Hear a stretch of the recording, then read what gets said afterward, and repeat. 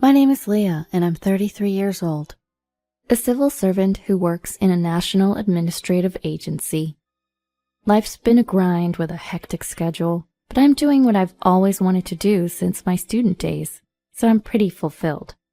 In my personal life, I've been living with my partner Huey for 5 years. We're not officially married, just a common law couple. Huey's parents often say, "It's fine now, but shouldn't you consider getting married for the future?" But we haven't taken that step yet. You see, my family is steeped in male chauvinism. They prioritize the eldest son above all. My parents, and even my grandparents on both sides, have always treated me like I'm worthless, just because I'm the eldest daughter. Despite being the first child for my parents, and the first grandchild on my dad's side, no one ever showed interest in me. "I have a talent show at school tomorrow. Can you come?"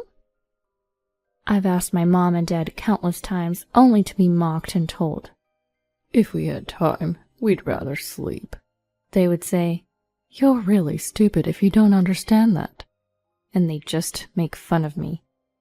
I remember feeling heartbroken seeing my friends' parents taking photos and videos during school events. Then, just before I started elementary school, my brother Miles was born. The joy from my parents and grandparents was overwhelming.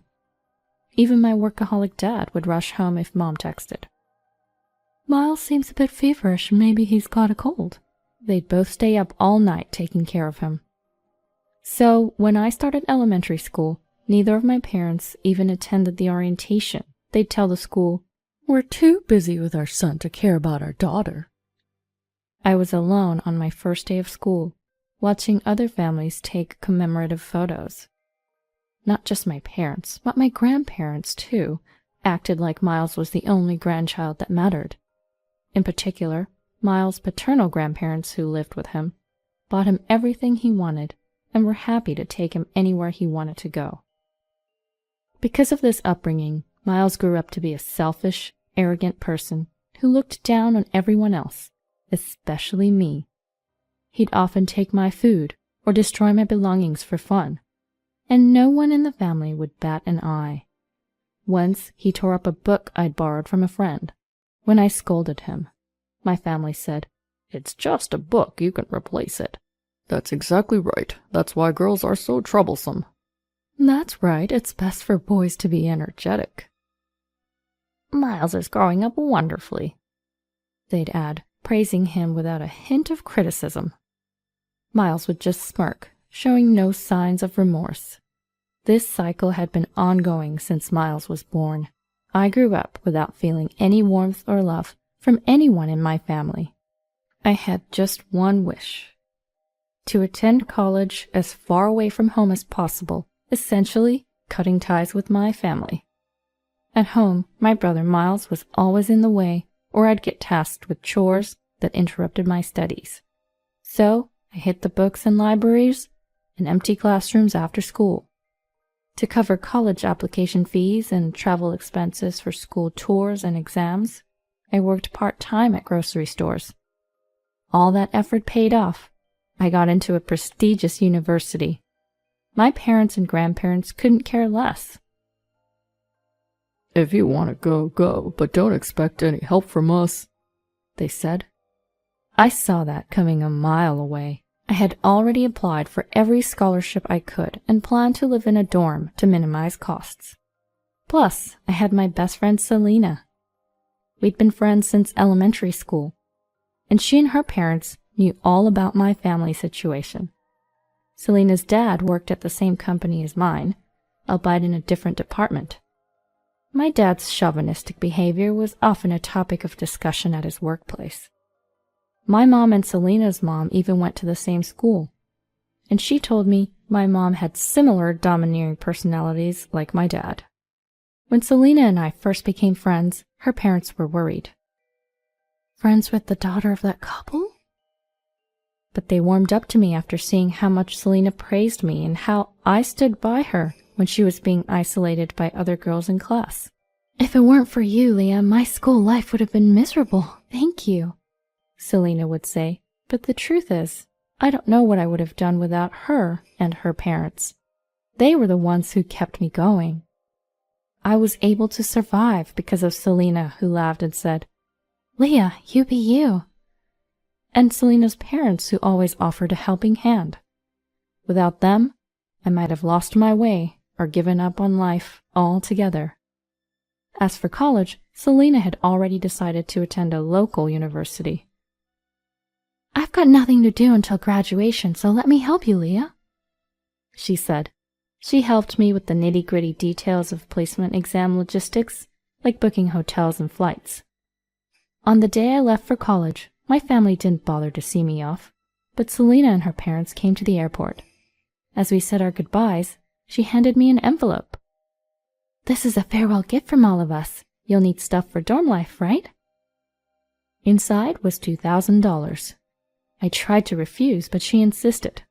"Take it. We'll always be friends. But I won't be able to help you like before," she said, tears in her eyes. I never touched that money during my college years. Holding on to that envelope reminded me of Selena and her family, giving me the strength to keep going. After graduating from college, I went on to graduate school, which was my dream. I passed the civil service exam and took my first steps into the working world. Selena and I kept in touch through texts, and she even visited me during family vacations. Selena ended up working as an administrative staff member at a local hospital after graduating from college. After 8 years, I returned to my hometown for the first time in 12 years. I was invited to her wedding, where she and a doctor who worked at the same hospital as her was getting married. During those 12 years, my maternal grandparents had passed away. But my paternal grandparents, who lived with us, was still healthy. My brother Miles had enrolled in a prestigious middle school, considered the most challenging in our area, the same year I went to college. My parents were proud, saying things like, "Miles is just like me, so talented. We're excited for his future." Absolutely, we might even have to send him abroad for studies. But Miles, who was considered a child prodigy in elementary school, found himself among equally capable students in his new school. He was shocked when he scored average on his first exam. "This can't be the real me. I'm better than this." Instead of putting in the effort, he blamed everyone else, teachers, classmates, the school, even timing, for his shortcomings. By the time he reached 9th grade, the school suggested he consider transferring, saying it would be less stressful for him. But both Miles and my parents couldn't accept the reality due to their pride, and Miles continued on to high school. As feared, he couldn't keep up and eventually dropped out. At that time, I was in grad school. My parents suddenly asked, "Aren't there any schools there that Miles could get into? The more prestigious, the better." Of course, a school with tradition would be ideal for Miles. Don't you know any influential professors? I told them that was unrealistic. They accused me of being cold and heartless, but I maintained that what's impossible is impossible, and eventually we lost contact. According to Selena, who had stayed in our hometown, my parents eventually enrolled Miles in an online high school. They made excuses like, "Our son is too exceptional for regular education. He would only attract jealousy and make life difficult for himself." Miles graduated from the online high school, went to a local college, and got a job at a subsidiary of my dad's company through my grandfather's influence. I met Miles again when I attended Selena's wedding. I had returned to my hometown 2 days before the wedding, at Selena's request. "I have something I want to talk about," she had said. I wasn't keen on visiting my parents, so I stayed at the hotel where the wedding was to take place. I spent some relaxing time with Selena, going to the spa and such. We were invited to dinner by Selena's parents, and it was at the hotel restaurant that I ran into Miles and my parents. They didn't recognize me at first. I guess that's understandable. When I lived at home, I was skinny and didn't have the luxury of caring about my appearance like other girls. It was only when my parents greeted Selena's parents that they realized I was their daughter. "Leah, is that you? You're back in town?" My, you've changed. Are you free later? Maybe we could." They were oddly friendly, but I wasn't in the mood. "I'm heading back right after Selena's reception, so I don't have time," I said and quickly left. I did make eye contact with Miles, but to be honest, I wouldn't have recognized him on the street. He had lost his youthful look, and now had a face that oozed cunning. After the wedding, I returned to my condo. Soon after, I started receiving messages from my parents and Miles, who had forcibly obtained my number from Selena's parents. According to a message from Selena's father, who apologized for giving them my contact, it seemed they wanted me to attend Miles's wedding. Miles is getting married? Yes, apparently to the youngest sister of a college classmate. She's only 21 and quite beautiful. What does that have to do with me attending? According to Selena's father, Miles had gotten his job through my grandfather's connections, but his self-esteem far exceeded his actual abilities. He also had a bad habit of looking down on people and would say things like, "No need to listen to people who've stayed in this backwater town," making him unpopular. That's why when he announced his wedding, almost everyone from colleagues to bosses gave excuses like, "I plan to have a terrible cold that day," or "My tarot card reading advised against going in the direction of the venue." Planning to have a cold, huh? I see. My parents and Miles didn't want to be outdone by the number of attendees from the bride's side. Even though I'm not the most exciting sister or daughter, they seemed to think it was better to have me there, given that I have a graduate degree from a prestigious university and a government job. I was annoyed by their shallow thinking. Competing over the number of attendees is ridiculous. But if I kept ignoring them, they'd surely pester Selena's father, saying, "Tell our daughter to get in touch." So I reluctantly replied to Miles's message. He said, "Long time no talk. You must be happy to be useful to the family for once." I ignored his petty comment and decided to attend the wedding just to minimize the hassle. Fast forward to the wedding day 2 months later. The bride was as beautiful as Selena's father had described, and she seemed genuinely kind and straightforward. I wondered why such a wonderful woman would marry someone like Miles, but I decided not to pry and just play my role as the groom's sister. After the wedding, Miles and his new wife left for their honeymoon. No one tried to keep me around, and I had nothing to say to my parents or grandparents, so I briefly visited Selena's home, said my greetings, and left. Time passed without any contact until Miles suddenly reached out, inviting me to come see the cherry blossoms.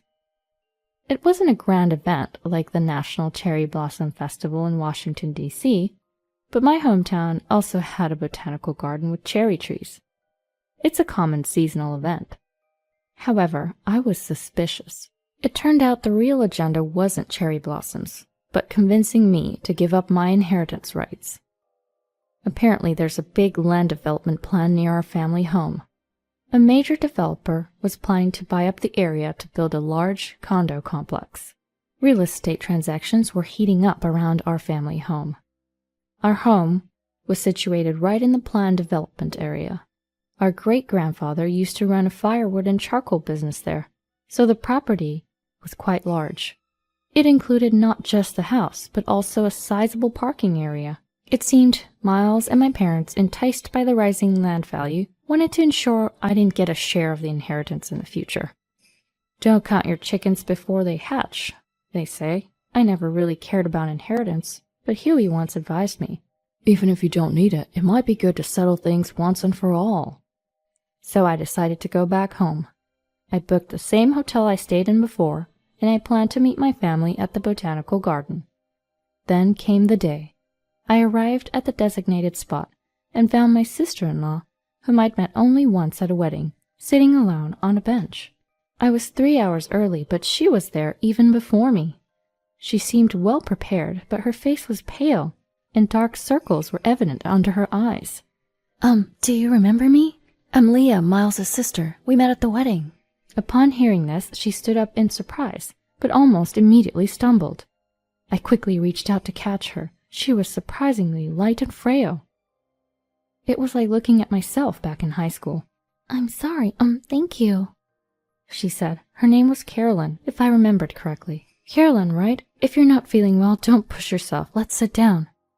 We sat back down, but the bench was cold, probably from the rain earlier. Upon closer inspection, Carolyn's apron and hair were damp, as if she'd been caught in the rain. "What time did you get here? We agreed to meet at noon, right?" Yes, but I was told to secure the best spot for cherry blossom viewing, so I've been sitting here all night to make sure no one else took it. This might be the best spot for cherry blossoms, but you didn't have to go through all this trouble. But if I don't do as Miles says, not just him, but Trevor and Jasmine will scold me too. This is just how it always is. Trevor and Jasmine are the names of my dad and mom. Hearing Carolyn's story, I felt a rage that made my whole body tremble.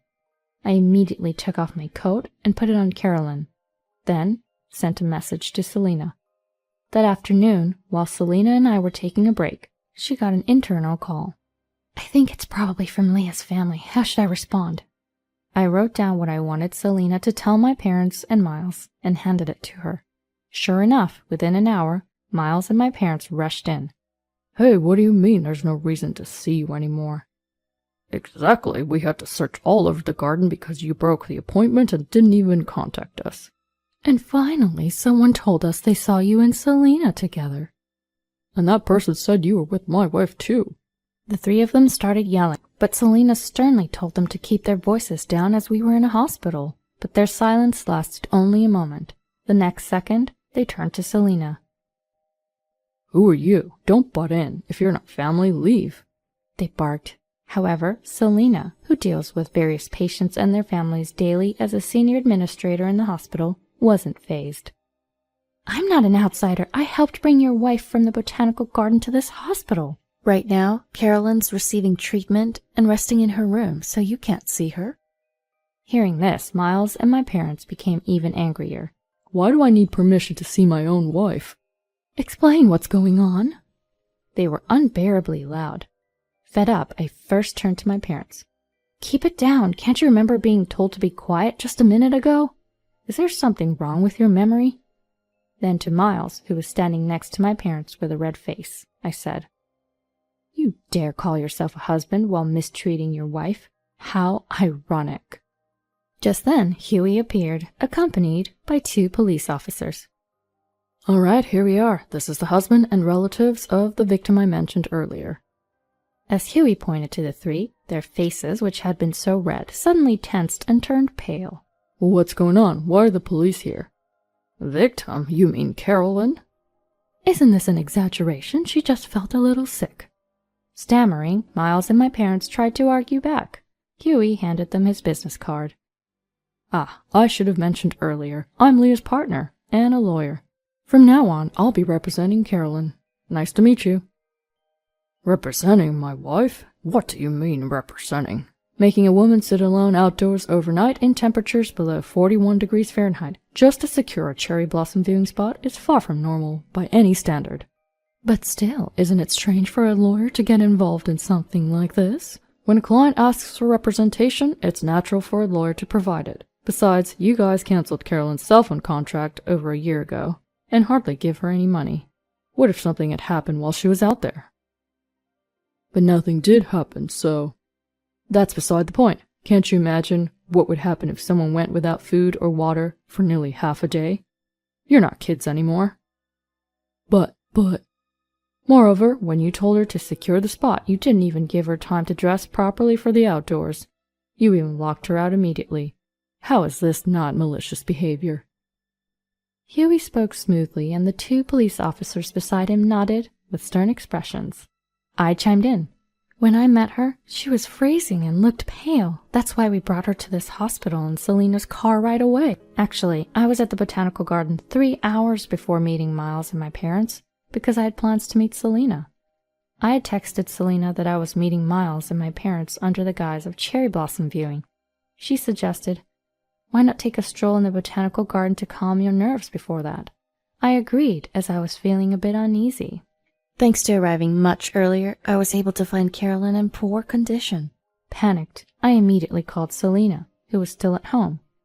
Her husband, a doctor, advised to bring her to the hospital as soon as possible, and even came to pick us up, as he was on his way to work. Thanks to that, Carolyn received prompt medical attention, and her body temperature and color soon returned to normal. However, based on Selena's husband's diagnosis that she was both physically and mentally weak, she was transferred to the inpatient ward. In the meantime, after hearing Carolyn's story during the ride to the hospital, and between exams, I consulted with Selena and contacted Huey, who promptly came over. Huey then acted as Carolyn's attorney, consulting with the police and contacting her family. As far as I'm concerned, your actions against my client could be considered assault. Naturally, I plan to file a complaint in that regard. Upon hearing this, Miles's face changed color. Assault? That's a bit much. I didn't physically harm her or anything. Assault doesn't just refer to physical injuries. Past cases have defined it as adversely affecting a person's health.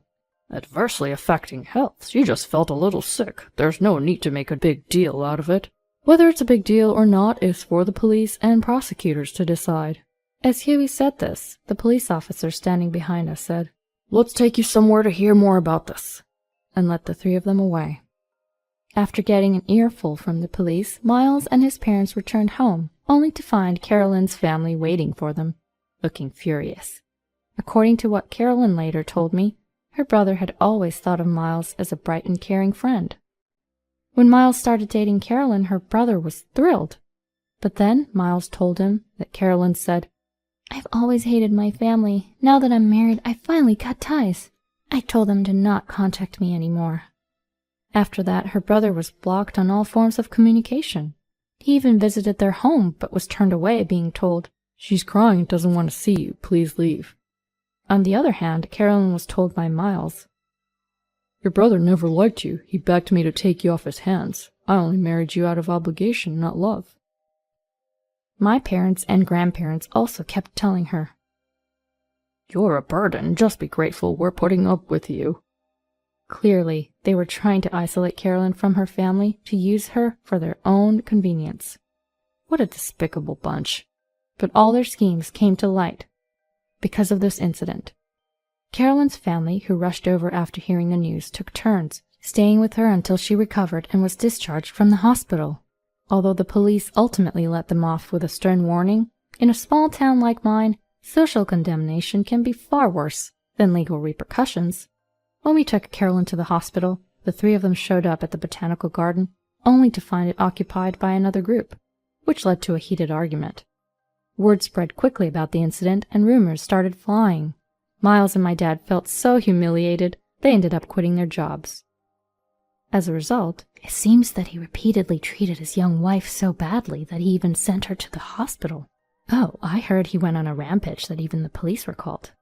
Even the husband's parents got together and took his wife mentally. Miles and Dad quit because they couldn't stand it anymore, as these rumors spread, with some exaggeration, not just in their workplace, but also in their neighborhood. Moreover, a big land development deal fell through, causing property values to plummet. Miles and his family, who had bought up neighboring lands, ended up in massive debt. Carolyn's family then demanded a divorce, compensation, and a division of assets, pushing everyone to the brink. My grandparents lost all their assets and had to move into a care facility after the shock of being kicked out of their home. Miles and my parents, now facing a hefty divorce settlement, begged Huey, who was representing Carolyn, for help and mediation. But Huey simply responded, "You must be joking. If you try to contact Leah or me for money, we'll have to respond legally." I had changed my number while my parents and Miles were being questioned by the police, and they didn't even know my current address or workplace, so there's no way they could contact me directly anymore. Now that I'm free from all the complications related to my family home, especially since my grandparents' inheritance is gone, I feel utterly liberated.